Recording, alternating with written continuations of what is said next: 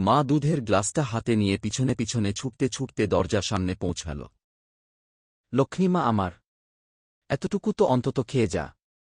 সারাদিন তো ভার্সিটিতে থাকবি, কি খাবি না খাবি খেয়ে যা মা। নীরা উত্তর দিল, মা আমার একটুও সময় নেই, লেট হয়ে যাচ্ছে। একটু লেট হলে কি হবে শুনি, দাঁড়াও তো। না মা প্লিজ। নীরা দ্রুত দরজার সামনে এগিয়ে যেতেই দরজা খুলে নীরার বাবা বাসায় ঢুকলেন। নীরার দিকে চোখ পড়তেই সাথে সাথে চোখ নিচু করলেন তিনি। নীরা বেশ ফ্যাশনেবল, স্মার্ট এবং স্টাইলিশ মেয়ে। বর্তমান যুগের সাথে তালে তাল মিলিয়ে চলা মেয়ে। গায়ের রং হালকা শ্যামলা হলেও মুখের গঠন বেশ সুশ্রী। চেহারার দিকে তাকালে এক অদ্ভুত মায়া জেঁকে বসে, চোখ ফিরানো দায় হয়ে পড়ে। তার ওপর সাজসজ্জা বাড়তি এক ধরনের সৌন্দর্য যোগ করে। নীরা উচ্চ মধ্যবিত্ত না হলেও ধনী পরিবারের মেয়ে বলা যায়। শাহিন সাহেবের একমাত্র মেয়ে, আদরের দুলালি। শাহিন সাহেব এলাকার পরিচিত লোকদের মধ্যে অন্যতম। যশ, খ্যাতি, অর্থসম্পদ সব দিক দিয়েই তিনি এগিয়ে। কোনো কিছুর কমতি নেই। শাহিন সাহেব বেশ টাকাপয়সা কামিয়ে প্রায় ৩৫ বছর বয়সে বিয়ে করেছিলেন। বিয়ের প্রায় ১০ বছর পর নীরার জন্ম। এরপর আর কোনো সন্তান হয়নি শাহিন সাহেবের। তাই নীরা তার অতি আদরের কন্যা। মাটিতে রাখে না পিঁপড়ায় কামড়াবে বলে, মাথায় রাখে না উকুনে কামড়াবে বলে, এমনভাবেই লালিতপালিত নীরা। মা বাবা সব উজাড় করে মেয়েকে মানুষ করছেন। ছোটবেলা থেকে কোনো কিছুর অভাব দেননি। তাই অভাব কি জিনিস তা নীরার বোঝার বাইরে। চাওয়া মাত্রই পাওয়া, এইভাবেই তার বেড়ে ওঠা। স্কুল কলেজে ভালো রেজাল্ট করা নীরার স্বপ্ন নিজের পায়ে দাঁড়িয়ে অনেক বড় হওয়া। তাই সুনামধন্য এক প্রাইভেট ভার্সিটিতে অ্যাডমিশন নিয়েছে সে। এখন তার অনার্সের ৪র্থ বর্ষ চলছে। নীরার বাবা কেন চোখ নিচু করলেন তা নীরা বুঝতে পারল না। তাই বাবাকে কৌতূহলবশত জিজ্ঞাসা করল, বাবা তোমার কি হয়েছে? বাবার উত্তর, মা তোমার কি খুব তাড়া? না মানে? ইয়ে, বলো বাবা, কিছু কি বলবে? হ্যাঁ মা কিছু বলবো। একটু ভেতরে বসবি? আচ্ছা এসো। কিছুক্ষণ নীরব থাকার পর বাবা বলে উঠলেন, আম্মু তোমার ড্রেসটা তোমাকে মানাচ্ছে না, তুমি বরং এটা চেঞ্জ করে এসো। কেন বাবা, এটাতে সমস্যার কি হল? সমস্যা বলতে অনেক সমস্যা। আমি তোমার বাবা। বাবা হয়েই যদি তোমার ড্রেস আপ দেখে চোখ নিচু করতে হয়, তাহলে বাইরের পুরুষদের সামনে তুমি নিজেকে কিভাবে সামাল দিবে? বাবা আমার লেট হয়ে যাচ্ছে, আমার চেঞ্জ করার সময় নেই। লেট হোক, তুমি চেঞ্জ করে এসো। নীরা আর বেশি কথা না বলে ড্রেস চেঞ্জ করে ভার্সিটির দিকে রওনা দিল। বাবা তার মেয়ের চলে যাওয়া পর্যবেক্ষণ করলেন। ধীরে ধীরে নীরার চলে যাওয়ার পথ ঝাপসা থেকে আরও ঝাপসা হয়ে গেল। শাহিন সাহেব চোখ থেকে চশমাটা খুলে মুছতে লাগলেন। কি যেন ভাবতে ভাবতে চশমা মুছলেন এবং মিনিট ৫ পর আবার চোখে চশমাটা পড়লেন। সোফা থেকে উঠে গিয়ে বারান্দায় হেলানো চেয়ারে বসে পড়লেন তিনি। সজোরে নীরার মাকে ডাকলেন। নীরার মা, কিছু কি বলবে? হ্যাঁ, এইদিকে একটু এসো। এই তো আসছি। কিছুক্ষণ পর নীরার বাবা স্ত্রীকে হাত ধরে টেনে এনে সামনের চেয়ারে বসালেন। স্ত্রী জানতে চাইলেন, কি বলো, কিছু কি লাগবে তোমার? চা খাবে? না, চা খাব না। বসো, তোমার সাথে কথা আছে। হুম, বলো। কি কথা? মেয়ে তোমার বড় হয়ে গেছে, তাই না? হ্যাঁ, দেখতে দেখতে তো অনেক বড় হয়ে গেল। আমরা মা বাবা হিসেবে ব্যর্থ, তা কি জানো? কেন এ কথা বলছ? মা বাবা হিসেবে সন্তানদের প্রতি সঠিক দায়িত্ব কর্তব্য পালন করতে পারিনি। কেন এ কথা বলছ নীরার বাবা? আমরা তো যথেষ্ট চেষ্টা করে নীরাকে মানুষের মতো মানুষ করার আপ্রাণ চেষ্টা চালাচ্ছি। শাহিন সাহেব দীর্ঘশ্বাস ফেলে বললেন, হুম, তা শুধু দুনিয়াবি কাজের জন্য। দুনিয়াতে সে কিছু সময় ভালো থাকবে, এজন্য এত আয়োজন। কিন্তু পরকালের জন্য না তুমি, না আমি, বা না আমার মেয়েকে আমরা পরিবর্তন করতে পেরেছি। দোষটা আমাদের। আমরা সঠিক সময়ে মেয়েকে সঠিক শিক্ষা দিতে পারিনি। কারণ আমরা আজ নিজেরাই অজ্ঞ। নিজেরাই আজ অন্ধকারে নিমজ্জিত আছি। মা বাবাই যদি আজ অন্ধকারে আচ্ছন্ন থাকে, তাহলে আমাদের সন্তানরা আলোর মুখ দেখবে কিভাবে?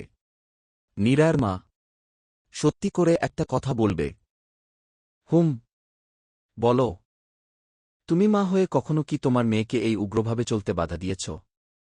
বা কখনো কি বলেছ, এভাবে চলিস না, এভাবে না, ওভাবে চলাচল কর? নীরার মা মাথা নিচু করে রইলেন। শাহিন সাহেব আবার বললেন, বললাম না, দোষটা প্রথমত আমাদের। আমরা মেয়েকে ধর্মীয় শিক্ষা দেইনি। ইংরেজি শিখিয়েছি হাজার হাজার টাকা খরচ করে। হাজার টাকা খরচ করে চাকচিক্যময় পোশাক কিনে দিয়েছি। ছেলে বন্ধুবান্ধবের সাথে চলতে নিষেধ করিনি। আর আজ ফলাফল দেখে নিজেই লজ্জিত আমি। বাবা হয়ে মেয়ের পোশাক দেখে লজ্জা পেতে হয়। নীরার মা বলো, আমরা পিতামাতা হয়ে কি শিক্ষা দিলাম মেয়েকে? নীরার মা বাক্রুদ্ধ হয়ে বসে আছেন। আজ বয়সের পরন্ত বিকেলে অতীতের কাজের কথা মনে পড়ে বড়ই আফসোস হচ্ছে। কি করলাম সারাটা জীবন? আর কি বা অর্জন করলাম পরকালের জন্য? আর কি বা আমাদের ভবিষ্যৎ কর্ণধার রেখে যাচ্ছি? কখনো কি খেয়ালে আসেনি নীরার মা? নীরার মা খুব অনুতপ্ত হয়ে বসে আছেন। শাহিন সাহেব বললেন, যাও, গোসল সেরে নামাজ পড়ো। আমিও মসজিদে যাব জোহরের নামাজ আদায় করতে। আচ্ছা, ঠিক আছে। ওহ, নীরা কখন আসবে বলেছে কিছু? একটু লেট হবে। ওর বন্ধুর বার্থডে আছে নাকি, তাই ফিরতে দেরি হবে। শাহিন সাহেব দীর্ঘ এক নিঃশ্বাস ফেলে বাসা থেকে বের হলেন জোহরের নামাজ আদায় করার উদ্দেশ্যে। মসজিদের ইমাম বয়ান করছেন। রাসূলুল্লাহ সাল্লাল্লাহু আলাইহি ওয়াসাল্লাম বলেছেন, জেনে রাখো, তোমাদের প্রত্যেকেই দায়িত্বশীল এবং নিজ নিজ অধীনস্থের বিষয়ে তোমাদের প্রত্যেকেই জিজ্ঞাসিত হবে। বুখারী ৮৯৩।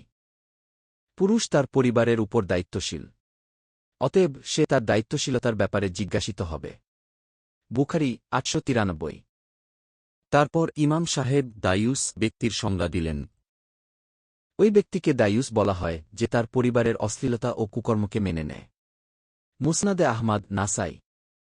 রাসূলুল্লাহ সাল্লাল্লাহু আলাইহি ওয়াসাল্লাম বলেছেন, তিন ব্যক্তির জন্য আল্লাহ জান্নাতকে হারাম করে দিয়েছেন: ১. নেশাদার দ্রব্যে আসক্ত ব্যক্তি, ২. পিতামাতার অবাধ্য সন্তান, ৩.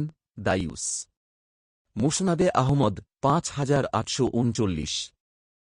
রাসূলুল্লাহ সাল্লাল্লাহু আলাইহি ওয়াসাল্লাম আরও বলেছেন, দায়ুস ব্যক্তি কখনো জান্নাতে প্রবেশ করবে না। নাসাই ২৫৬২, মিশকাত ৩৬৫৫। ইমাম সাহেবের বয়ান শেষে শাহিন সাহেব প্রায় অনেক সময় ধরে মসজিদে বসেছিলেন। আর কি যেন ভাবছিলেন। ইমাম সাহেব লক্ষ্য করে বললেন, শাহিন সাহেব, আসসালামু আলাইকুম। ওহ, ওয়া আলাইকুমুসসালাম ইমাম সাহেব। ভালো আছেন? জি, আলহামদুলিল্লাহ। শাহিন সাহেব, পেরেশান মনে হচ্ছে কিছু নিয়ে? জি ইমাম সাহেব, দোয়া প্রার্থী। আল্লাহ আপনার পেরেশানি দূর করে দিন। রাতে নীরা আর বাবা মা সবাই একসাথে খেতে বসল। খাওয়া শেষে বাবা নীরাকে বললেন, মা, আমাকে একটু চা খাওয়াও। ওয়েট বাবা, আমি আনছি।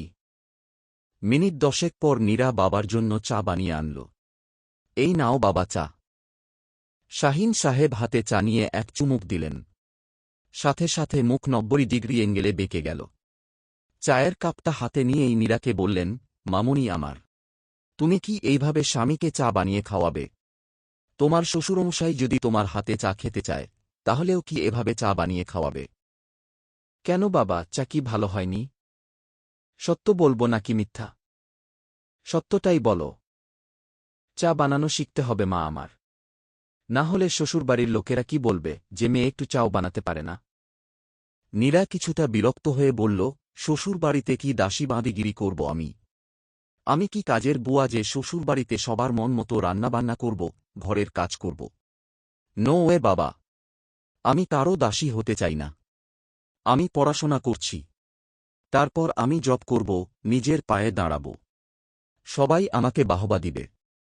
আর তুমি বলছো স্বামীর ঘরে লাকড়ি আর চুলা ঠেলতে?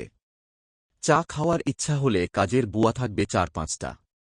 তারা খাওয়াবে বানিয়ে, আমি এসবে নেই। স্বামী সংসারের কাজ তোমার কাছে দাসীবাদী মনে হয়? হবে না কেন? আচ্ছা ধরো, তোমার ওরকম ফ্যামিলিতে বিয়ে হল না। তখন বাবা, আমরা কিরকম ফ্যামিলি বিলং করি তা তুমি জানো। আর আমার অনেক বান্ধবীর অনেক বড় ঘরে বিয়ে হয়েছে। তাদের কারিকারি টাকা আর তাদের ৩-৪টা করে কাজের বুয়া আছে। তারা যদি এরকম পায় তো আমি কেন পাব না? অবভিয়াসলি আমিও পাব। তুমি যে কি বলো না? মামুনি, তোমার মাও তো তোমার বাবাকে রান্না করে খাওয়ায়, সংসার সামলায়, স্বামী সেবা করে। তাহলে তুমি কি বলতে চাও তোমার মাও দাসী? বাবা, আমরা আধুনিক যুগে বাস করছি। সেকেলে ধরনের ধ্যানধারণা থেকে বেরিয়ে এসো। যুগের সাথে তাল মিলিয়ে চলতে শেখো। আর বাবা, তুমি আমাকে এসব কথা বলছ? তোমার মানসিকতা আগে কত আধুনিক ছিল, আর এখন কি যে বলো তুমি? হুম, আধুনিক। আজ তোমরা আধুনিক।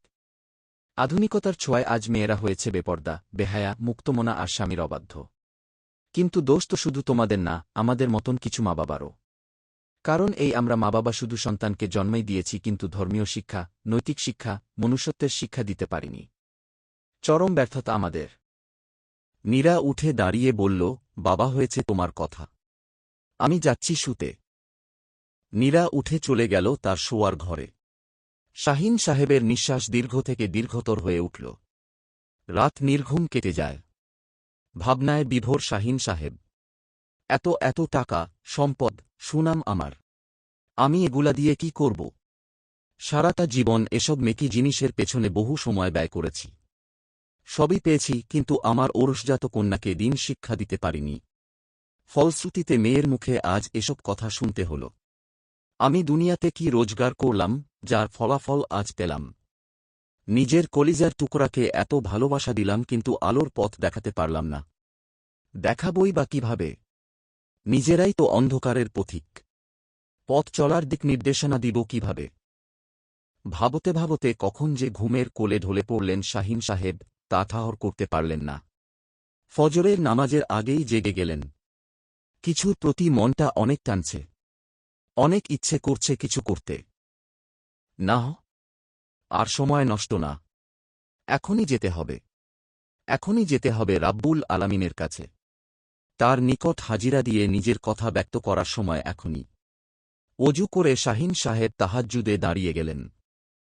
মুনাজাতে ফুঁপিয়ে ফুঁপিয়ে কাঁদতে লাগলেন তিনি। মহান আল্লাহর কাছে ফরিয়াদ জানালেন। নিজের জন্য, পরিবারের জন্য, সকল মুসলিম উম্মাহর জন্য দোয়া করলেন। আরও দোয়া করলেন নয়নের মণি সন্তান নীরার জন্য। কান্নার শব্দে নীরার মায়ের ঘুম ভেঙে গেল। এত রাতে কে কাঁদছে? খানিকটা ভয়ও পেলেন। পাশের রুমের দরজার সামনে দাঁড়িয়ে দেখলেন নীরার বাবা মুনাজাতে কাঁদছেন এবং মহান আল্লাহর দরবারে বলছেন, হে আল্লাহ, দুনিয়ার কাজে এতটাই নিমগ্ন ছিলাম যে তোমাকে সময় দিতে পারিনি। এত বছর পর তোমাকে চিনতে পারলাম। আমাকে দিশেহারা পথ থেকে ফিরিয়ে আনলে তুমি। আমাকে আর আমার পরিবারকে ক্ষমা করে হেদায়েত দান করো হে রব্বুল আলামিন। হে আল্লাহ, আমার কলিজার টুকরা মেয়েকে হেদায়েত দান করো। তাকে তুমি তোমার দিনের সুশীতল ছায়ায় আশ্রয় দান করো। হে আল্লাহ, তাকে এমন একজন স্বামী নসিব করো, সে যেন তার হেদায়েতের ওসিলা হতে পারে।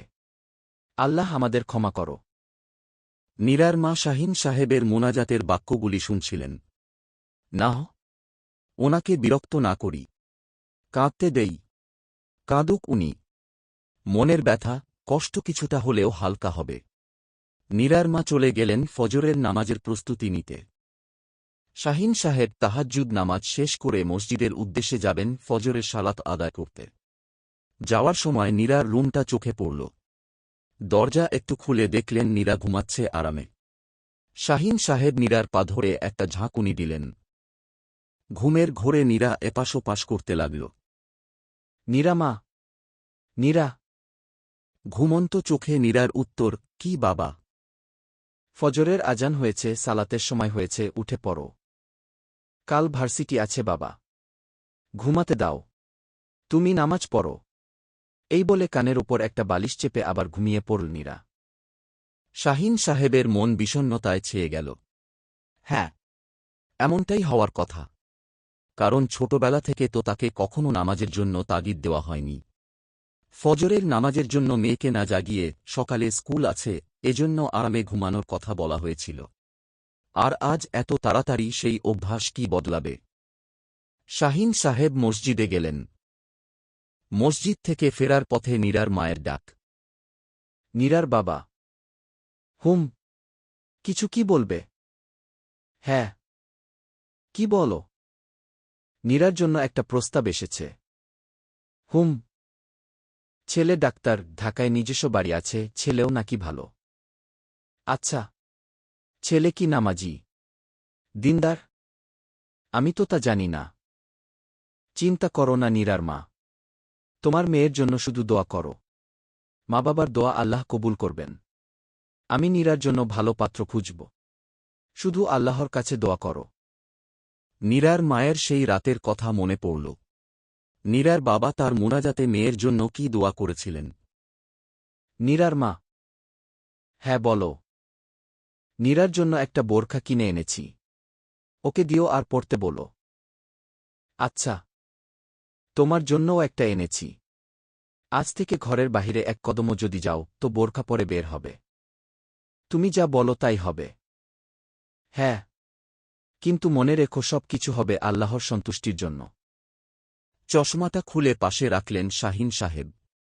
জামাতের প্রথম কাতারে দাঁড়ালেন জোহরের নামাজের জন্য। নামাজ শেষে মসজিদ থেকে বের হতে লাগলেন।